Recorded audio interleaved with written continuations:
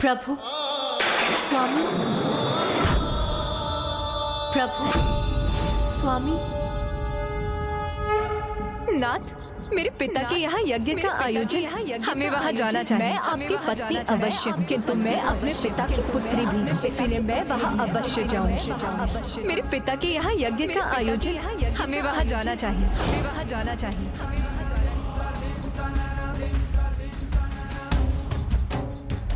जितना अधिक प्रभु माता का स्मरण करते, उनकी पीड़ा उतनी ही बढ़ती जाती।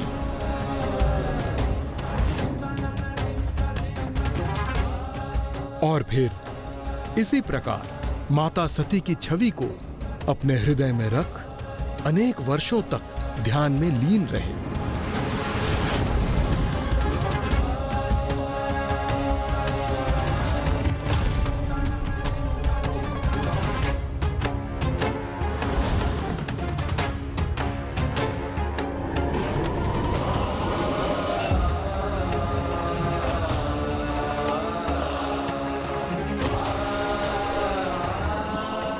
यह प्रभु महादेव के गहन ध्यान और उनकी पीड़ा का ही परिणाम था कि अंततः माता सती को देवी पार्वती के रूप में जन्म लेना ही पड़ा, जिसके परिणाम स्वरूप देवी सती ने पुनः देवी पार्वती के रूप में जन्म लिया। और एक दिवस जिस गुफा में प्रभु ध्यान मग्न थे, वो उनकी सेवा करने वहीं पहुंच गई।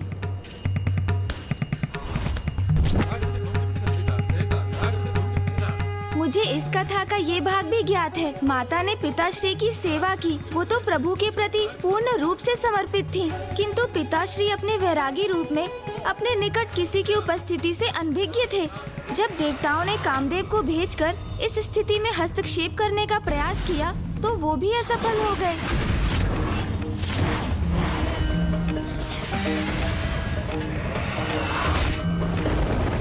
क्योंकि महादेव ने अपनी क्रोधाग्नि से उन्हें भस्म कर दिया और फिर अपने विचारों में डूबकर वे बिना माँ को देखे ही वहाँ से प्रस्थान कर गए।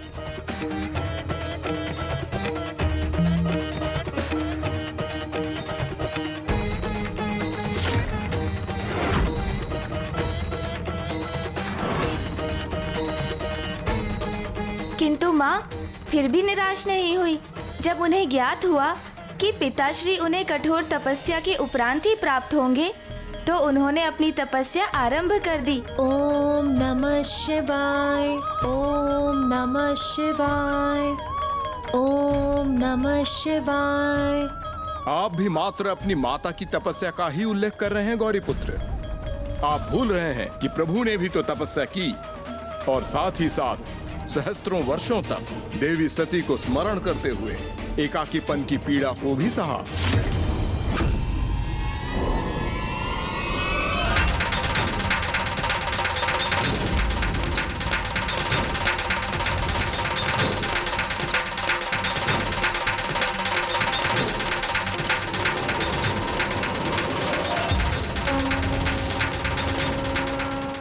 कुछ समय उपरांत जब प्रभु महादेव देवी सती की छवि का ही विचार करते हुए उनके ध्यान में लीन थे, तब माता पार्वती के मंद मंत्रों की ध्वनि उनके कानों में पड़ी और उन्हें माता सती के स्थान पर माता पार्वती की छवि दिखाई देनी आरंभ हो गई।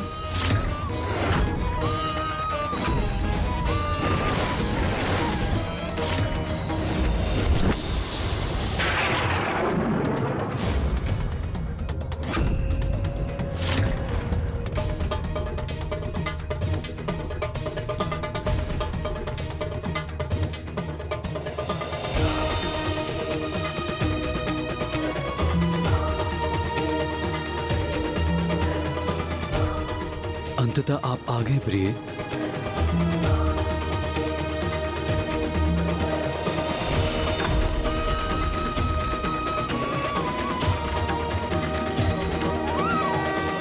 फिर भी प्रभु शिव शंकर शंभू ने इतनी सरलता से देवी ब्रह्मचारिणी को अपने दर्शन प्रदान नहीं किए। हाँ लंकेश, मुझे ज्ञात है, क्योंकि तभी पिताश्री ने भी माँ से भेंट कर उनकी परीक्षा लेने हेतु प्रभु ब्रह्मचारी का रूप धारण किया।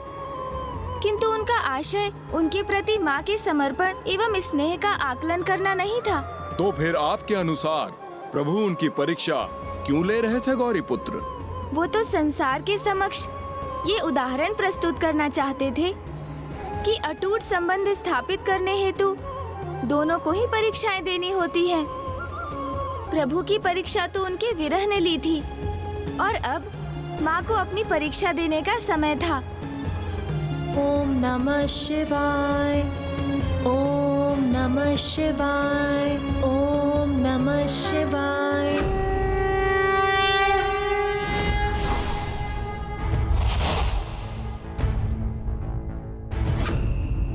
त्र्यंबकं सदाशिवं नमामि हे उमापति जय नीलकंठ जय अनंत नमोस्तुते नमोस्तुते।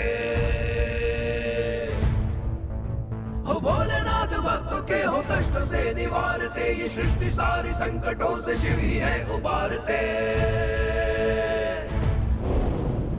ओम नमः शिवाय, ओम नमः शिवाय, ओम नमः शिवाय, ओम नमः शिवाय, ओम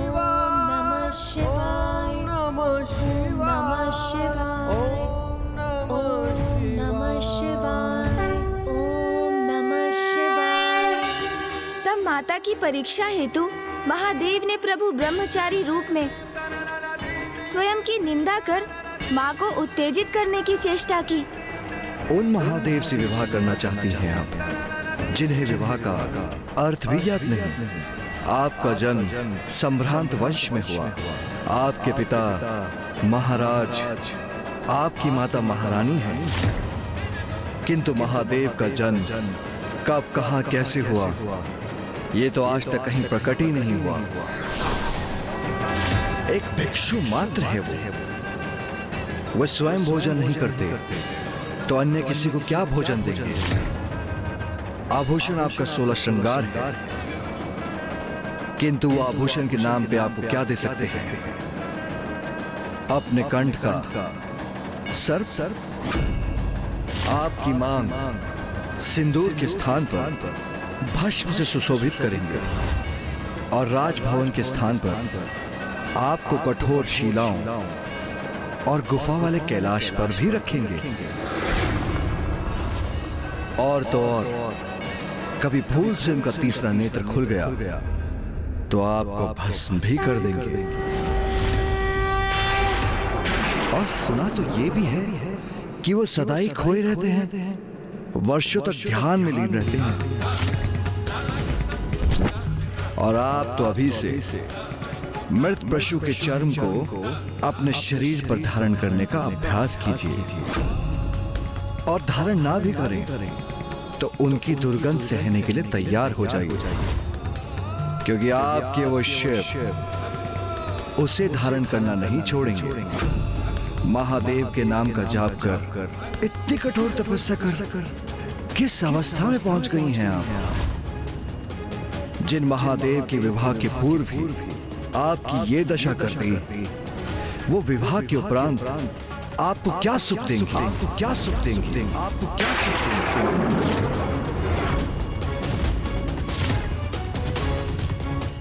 प्रभु महादेव के लिए इतने अपमानजनक शब्द कह रहे हैं ये, वो भी मेरे समक्ष। इतना दुस्साहस इनका। और महादेव से विवाह के उपरांत आपको शिलाओं पर रहना होगा। और महादेव का वाहन क्या है? वो वृद्ध बैल। आपका और उनका कोई मेल नहीं। बस बस।